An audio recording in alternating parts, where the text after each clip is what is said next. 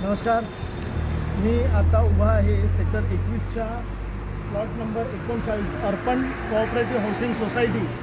ह्या सोसायटीला मला वाटतं 26 जानेवारी रोजी झेंडा फडकवला असेल. आज तारीख आहे 3 मे आणि 3 झाले तरी देखील अजून यांनी हा झेंडा, भारताचा तिरंगा ध्वज जो सूर्यास्ताच्या अगोदर उतरवायचा असतो, आज 4 महिने झाले होऊन गेले असतील तरी देखील हा ध्वज उतरवलेला नाही.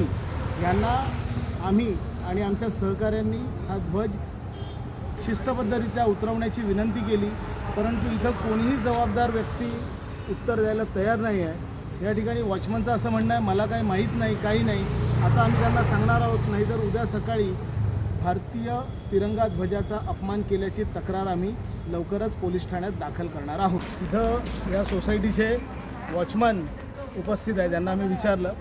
सोसायटीचे चेअरमन आहेत स्वामी म्हणून आणि सोसायटीचे सेक्रेटरी आहेत श्री विजय शंकर मिश्रा.